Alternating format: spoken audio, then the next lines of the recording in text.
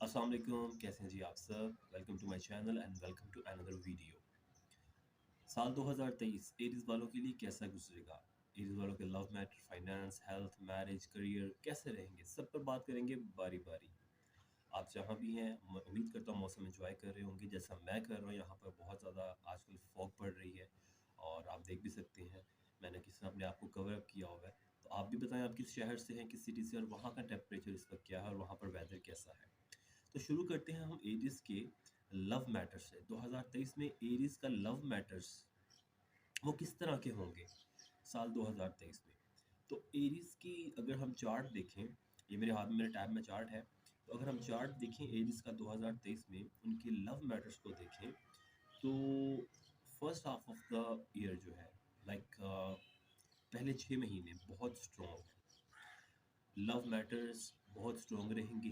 एक बार नहीं, दो बार नहीं, बार-बार आपको अपॉर्च्युनिटीज़ मिलेंगी रोमांस के लिए, लव के लिए। इट टेल्स कि अगर आप सिंगल हैं तो आपके पास पहले 6 महीने बहुत अच्छे चांसेस हैं, और अगर आप सीरियस हैं अपने रिलेशनशिप को लेकर और किसी के साथ रिलेशनशिप बनाने पे गौर कर रहे हैं, तो ये फर्स्ट 6 मंथ बहुत इंपॉर्टेंट है। इनमें आप पहल कर सकते हैं।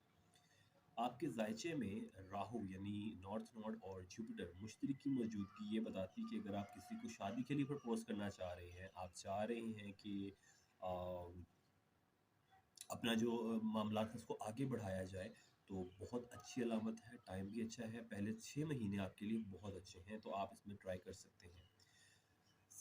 आपके जो तीसरा, चौथा और पांचवा और छठा मंथ होगा, लाइक आप कह लें अप्रैल, मई और जून में, इसमें जो मून मूवमेंट करेगा इन तीनों घरों से, यानी इन 3 महीने में जो चांद का ट्रांजिट होगा जिन जिन जोडिक से, उस दौरान आपको सिर्फ एक तो आपके रिलेशनशिप बहुत स्ट्रॉन्ग होगा, आपके दरमियान जो बॉन्डिंग है वो बहुत अच्छी होगी, लेकिन साथ साथ आपने एक चीज़ और करनी है। इन 3 महीनों में कोई थर्ड पर्सन आके प्रॉब्लम्स क्रिएट करने वाला है।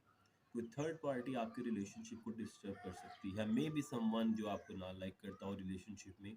ये ऐसा हो सकता है कि कोई ऐसा बंदा जो ना चाहता हो कि आप दोनों की बात आगे बढ़े और बात शादी तक जाए, तो वो थर्ड पार्टी जो है वो जो मसला कर सकती है, वो करती हुई नज़र आ रही है, ख़ास तौर पे अप्रैल, मई और जून के मंथ्स में।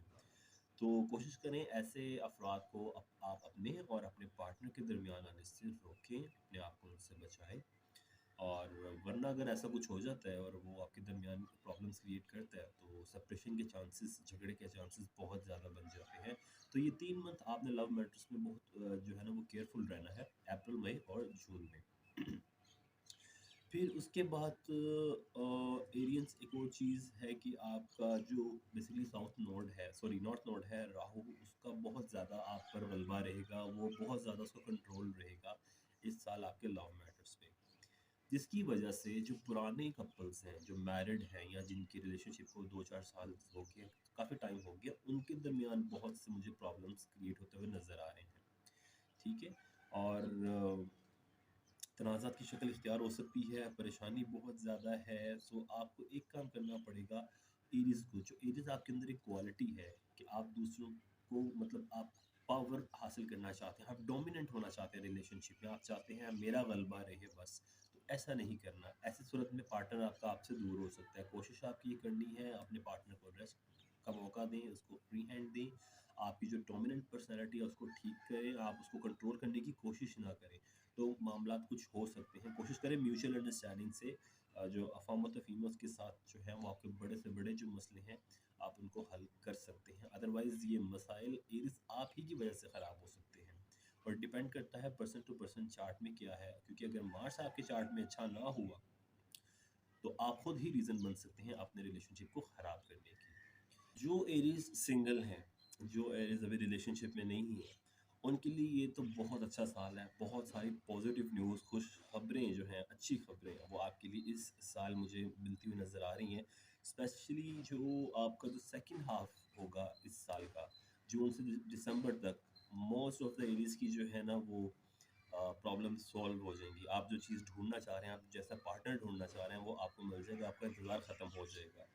सैटर्न का एक्वेरियस में ट्रांजिट ये भी बताता है कि आपका कोई पुराना फ्रेंड, आपका कोई पुराना जान-पहचान वाला वो दोबारा आपकी लाइफ में आ सकता है। किसी पुराने दोस्त की शक्ल में आपको मोहब्बत मिल सकती है, या कोई ऐसा दोस्त जो आपके साथ बहुत से अरसे से जुड़ा हुआ है, पिछले कोई 5-7 साल से, 8 साल से, लेकिन आप बहुत अच्छे दोस्त हैं, बात आगे नहीं बढ़ पा रही, तो हो सकता है कि वो टाइम आ गया है कि वो आप तक खुद पहुँच जाए या आप उस तक पहुँच सकते हैं और आप पहल कर सकते हैं।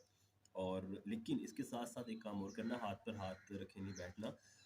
जो एरीज़ सिंगल है, रिलेशनशिप में आना चाहते हैं, शादी करना चाहते हैं, उनको चाहिए कि अपनी कोशिशें तेज़ रखें इस साल और यकीनी बनाएँ कि अपना पार्टनर वो इस साल तलाश कर लें। ख़ासतौर पे पहले अगर 6 महीनों में कर लें तो बहुत अच्छा है, क्योंकि वो बहुत सपोर्टिव हैं पहले 6 महीने, बाद में मुश्किल आ सकती है। और अगर कोई अप्रैल के बाद आपसे कोई मतलब इज़हार करता है, मोहब्बत का कोई वादा करता है, तो कोशिश करें सोच समझ कर उसकी तरफ हाथ बढ़ाएँ, ठीक है? बिल्कुल जल्दबाज़ी भी नहीं करनी, बहुत सोच समझ कर, देखभाल कर फिर आपने आगे की तरफ जाना है। साल के दूसरे निस्फ़ में, यानी second half of the year जो होगा 2023 का, उसमें राहु यानी कि नॉर्थ नोड और मार्स, मरीख, ये आपकी जो रिलेशनशिप है ना उसको टेस्ट करेंगे बहुत ज़्यादा।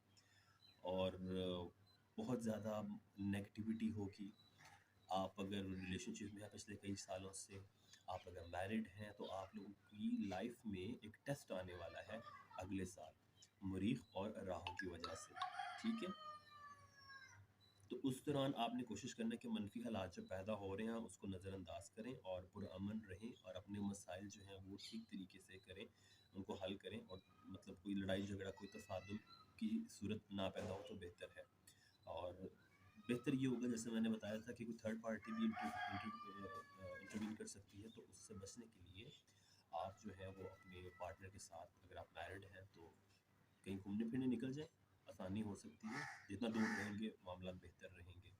और इसके अलावा जो एरीज़ का जायचा है, जो एरीज़ का चार्ट है 2023 का, उसके अकॉर्डिंग अगर आप किसी के लिए फीलिंग्स रखते हैं, कोई आपको पसंद है, कोई मतलब किसी के लिए आप जज़्बात रखते हैं और आप मतलब बता नहीं सके और बताना चाहते हैं, तो आगे बढ़ने से घबराएँ नहीं। आप खुलकर अपने मोहब्बत का इज़हार करें, और पहले 6 मंथ आपके लिए बहुत अच्छे हैं। Second half of the year थोड़ा-सा मुश्किल हो जाएगा, मोहब्बत के मामलात, इज़हार करना मुश्किल हो जाएगा, मोहब्बत ढूँढना मुश्किल हो जाएगा, लेकिन नामुमकिन नहीं होगा। जैसे मैंने पहले बता दिया था आपको इस बारे में कि पहले 6 महीने बहुत सपोर्टिव हैं लव मैटर्स को लेकर, तो कोशिश करें अगर किसी को पसंद करते हैं तो पहले 6 महीनों के अंदर-अंदर उस तक ये बात पहुँचा दें, और जिसके चांसेस हैं कि आपको इंशाल्लाह नाउम्मीदी नहीं होगी और आपको पॉज़िटिव रिस्पॉन्स मिलेगा।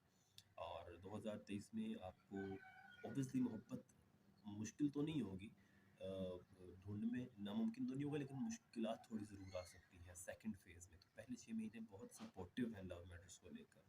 और इसके अलावा ज़हरा को स्ट्रॉन्ग करें, वीनस को अपना स्ट्रॉन्ग करें, और क्योंकि वीनस लग्ज़रीज़ का स्टार है, लग्ज़रीज़ का प्लैनेट है, ऐशो-इशरत का सियारा, खाना-पीना, शॉपिंग, तो ये काम करते रहें, घूमें-फिरें, अपने ऊपर पैसा खर्चें, खाएँ-पिएँ, एन्जॉय करें, तो डेफ़िनेटली रिज़ल्ट्स आपको मिलेंगे। वीनस स्ट्रॉन्ग होगा और आपके लव मैटर्स आसान रहेंगे।